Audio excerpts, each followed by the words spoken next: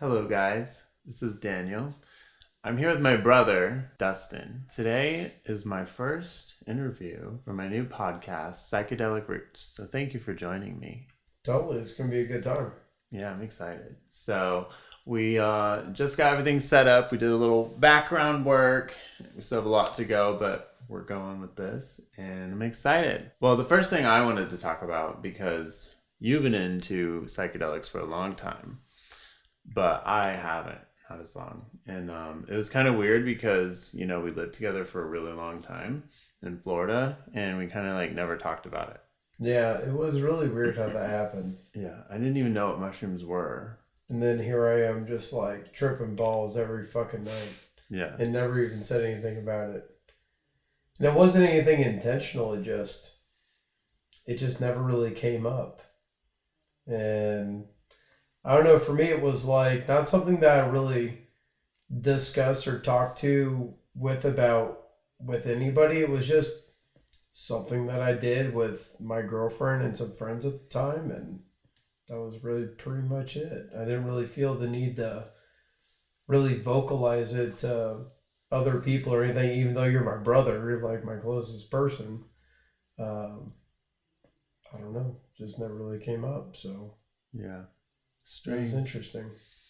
So we lived together for a long time, and then I moved to California, and he moved to Arizona, and branched off. I think that was about 10 years ago. Almost 10. It seems like it's been longer.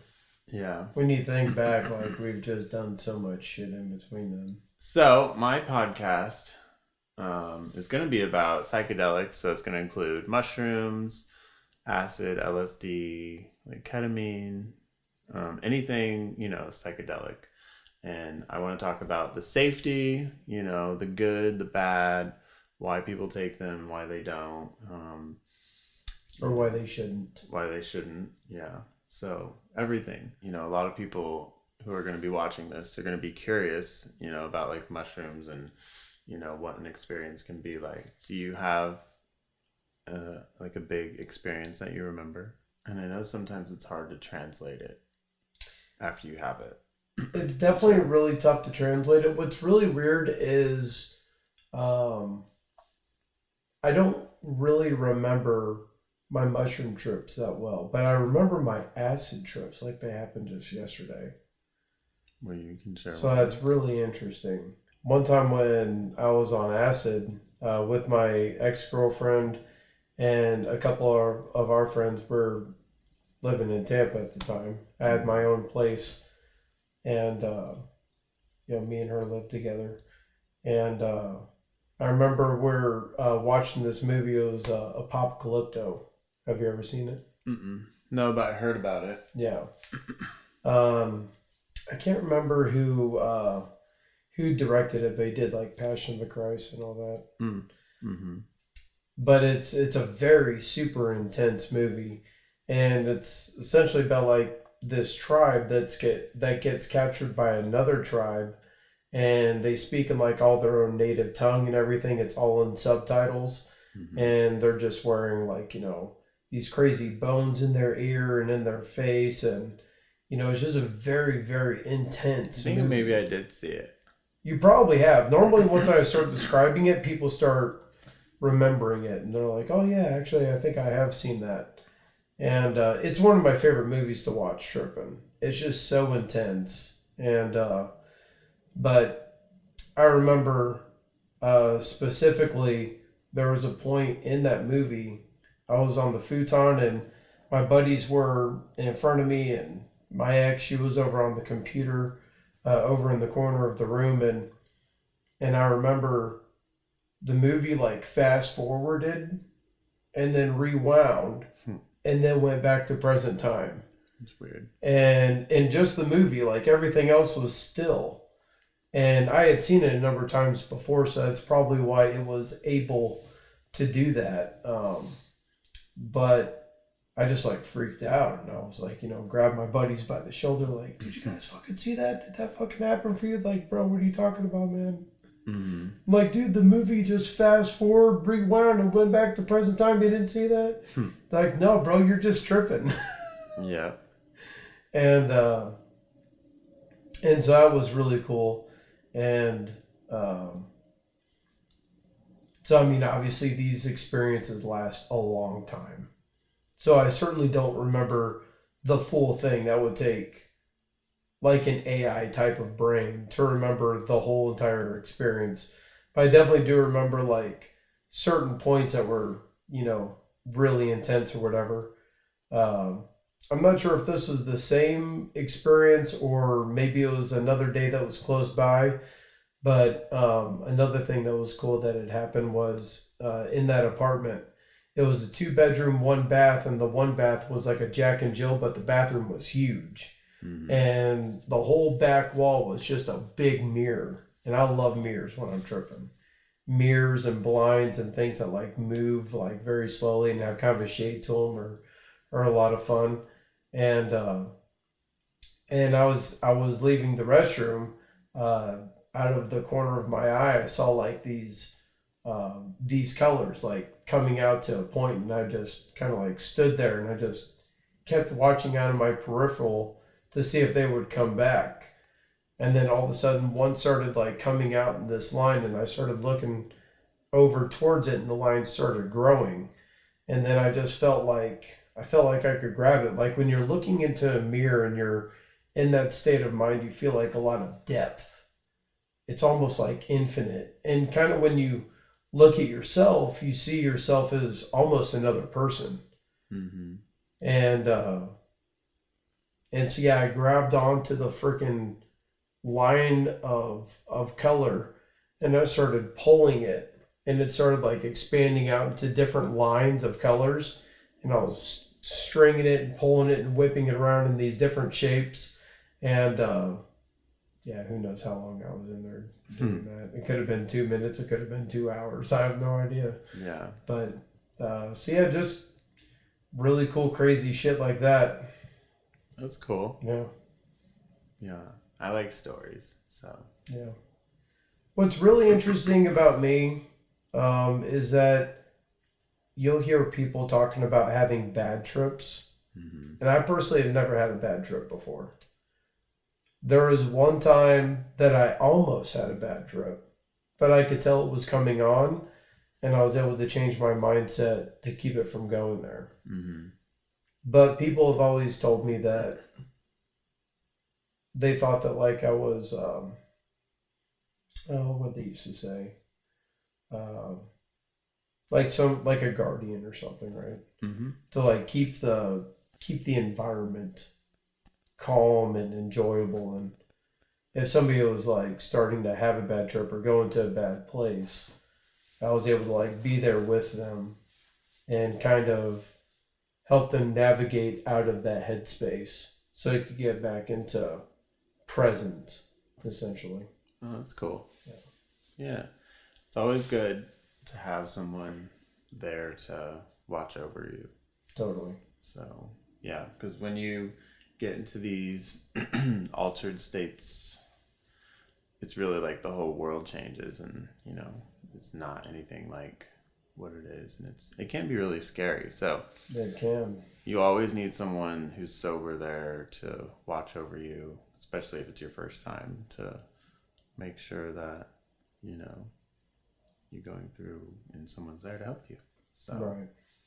I've done ayahuasca, I've done mushrooms, and those are the two main things. And yeah, it's been And like... then you tried Salvia that one time. Oh yeah. Salvia. Do not recommend Salvia. I do recommend Salvia. That was a horrible...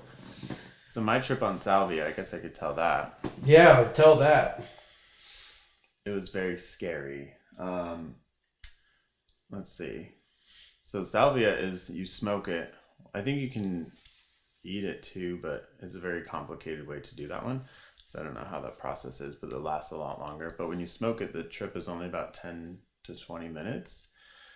But it feels like forever.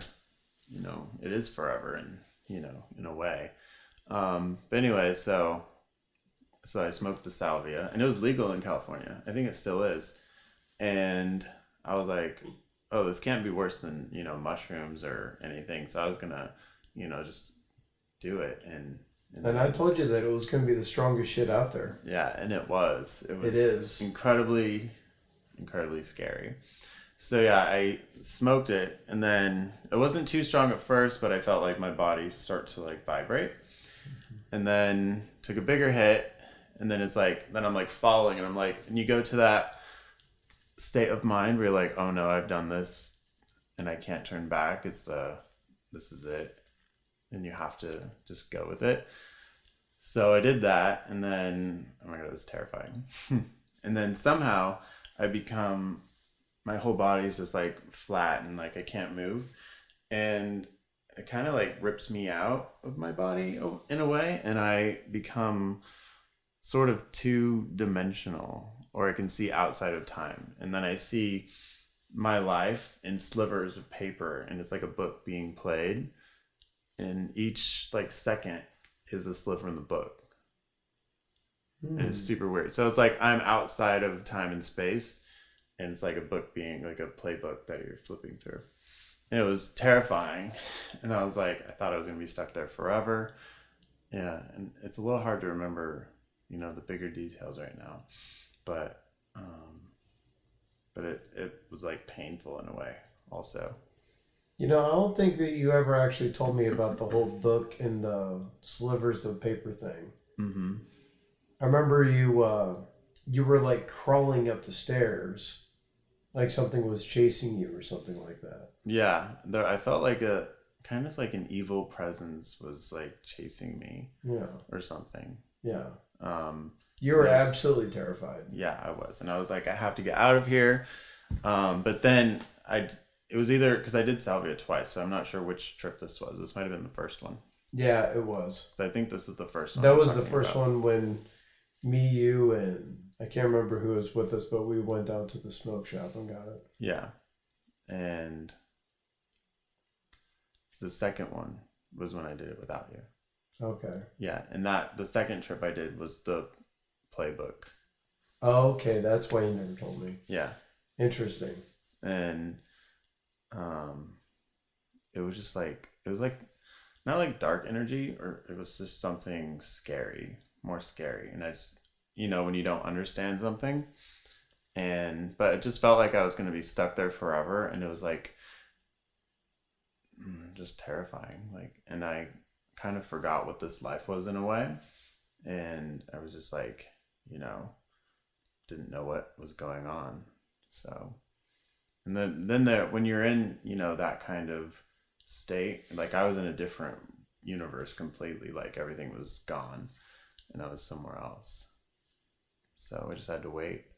And then eventually. The only way through it is through it. Yeah. There's no going around it, no cheating, no hiding, no nothing. Yeah. The only way through it is through it. And then eventually, I came back and I was scared for a while.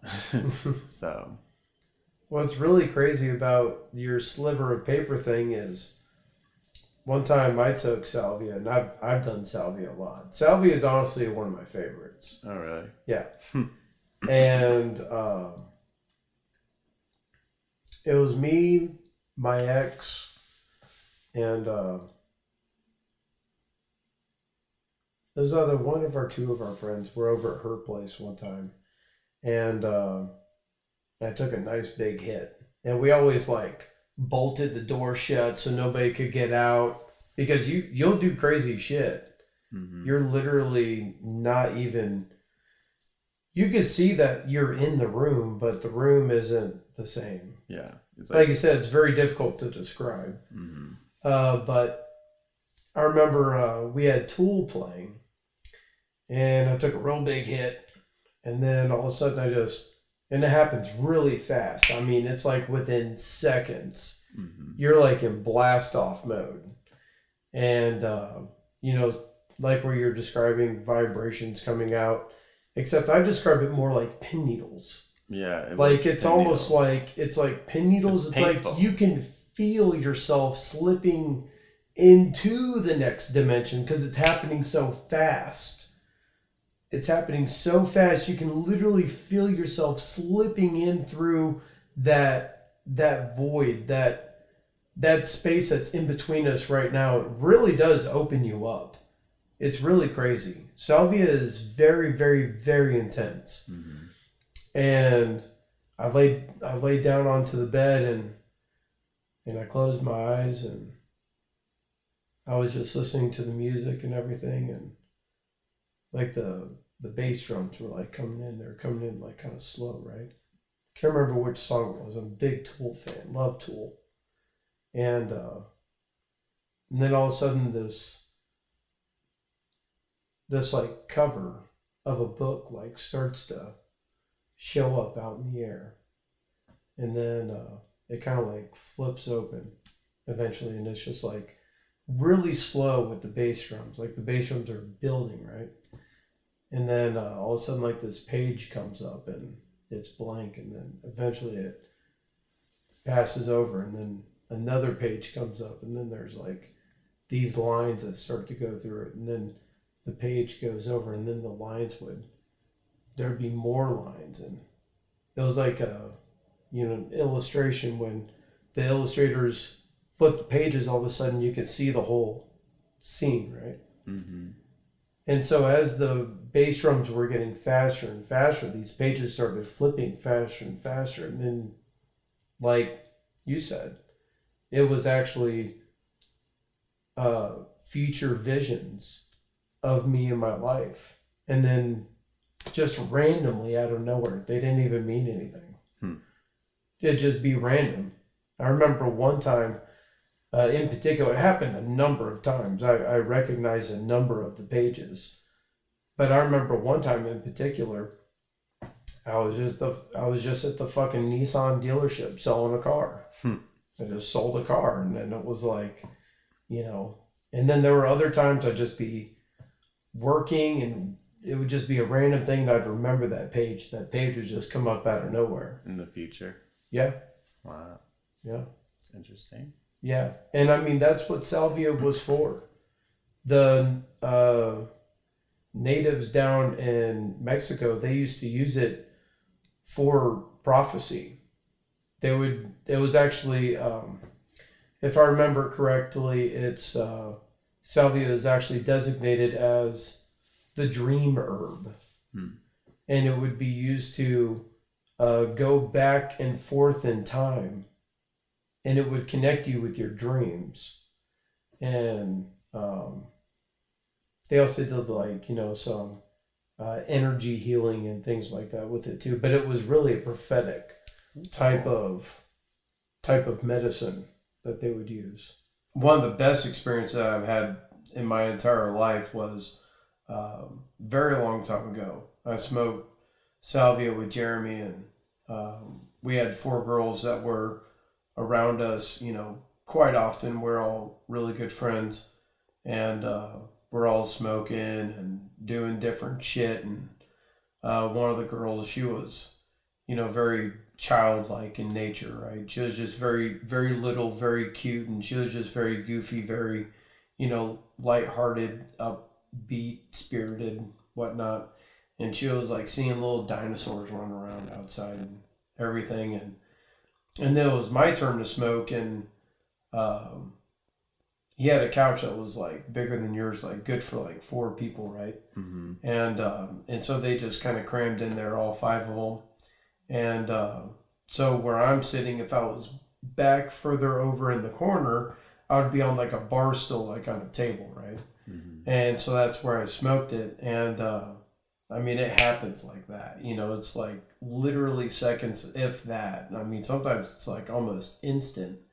And then all of a sudden I just started like walking up over to the couch, right? Mm-hmm. And everybody had their legs spread out like this, and I am not a flexible guy, right? So I just started doing some crazy shit with my body, like bending over, like doing these crazy backward bends, like in between their feet, and like doing this. And then my last one that I did was my back just going up against the wall, and then I just came down into like a squatting position. And then I just started yelling like, holy shit, I am so fucked up. And all my friends are looking at me like, what the fuck is going on, man? I'm like, I don't fucking know. And And then a couple, like about 30 seconds to a minute after me sitting there, it came to me where that came from. And that was in a previous dream that I had had about 2 weeks ago, where I had spelled my own name backwards. So the back bend was an N, and then I made the I and the T and the D at the very end and came down in that crouching position. I spelled my name backwards in between my friend's feet along the couch. That's wild. Yeah. And that's cool. I actually did that in a dream about 2 weeks before. So it really was like, it really worked. Like as far as, what they said that they used it for, like I had a real experience in that regard. And, so yeah, I mean, psychedelics are just amazing, Yeah. They really give you a completely different outlook on what's possible, what's even around you. Yeah. And it really gives you like the confidence of knowing that, you're not always in control. You will be out of control. Yeah. At some point in your life. It's inevitable. Because you're just a human being along for the ride, for the most part. Other people, you'll hear like motivational speeches about, waking up at 4 a.m. and being on this schedule, and you're beating all these goals, you're working every single day, becoming a better version of yourself and all that. And while that can be true for the most or some of the time or whatever, there are times where life just fucking throws a wrench in your gears, man. Yeah. And it happens to everybody. I don't care who they are or what they say. There's shit that happens to everybody. And psychedelics really gives you that confidence of knowing that there are other things literally within an arm's reach of me right now that I cannot perceive, that is actually having some kind of influence of what's going on right now. And so it really gives you the confidence of knowing that, kind of like what we were talking about before with like faith and belief and confidence of, things are going to work out. Sometimes you just have to wait for shit to work itself out, and then another door will just open up. Yeah. It's very interesting how that happens. It's like, sometimes, you'll just be on this run in life and it's like, you really feel like you're not getting anywhere, and then all of a sudden, boom, you run into somebody, just something happens, and then all of a sudden you're in a completely different place, and then you're going in a new direction, and you're feeling more accomplished, you're feeling more productive, you're feeling better about where you're at. And so really, psychedelics is a tool. Yeah, a lot of my experiences, which we'll talk about in future episodes, I've had a lot of good and like not bad, but they were scary and teaching experiences. So we'll talk about those in the future, but definitely have learned a lot, especially with my childhood.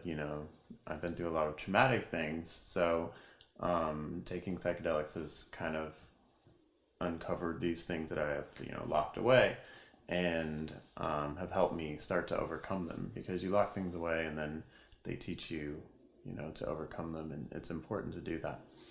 So I have a lot of stories that I can share in future episodes, but yeah, I think this is a good start for sure. So thank you for coming on, and absolutely, where can they find you at online? Are you online? I mean, I'm definitely not a big social media person. I don't like taking pictures of myself.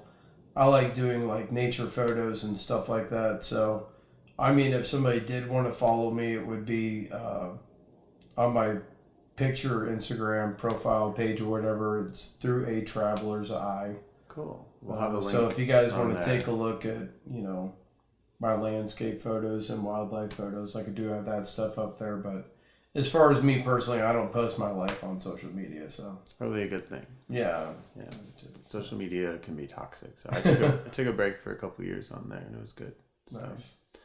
Well, I'll have a link down there Cool, to your appreciate it. description and your Instagram. So Fire it up, man. yeah, thank you. And yeah, if you guys want to see some more interviews or more stories, yeah, let us know what you want to hear. Stories talking about, setting, different, parts of, like you're saying, like safety and stuff like that. Mm-hmm. There's a whole spectrum of things that go into psychedelics. So Yeah.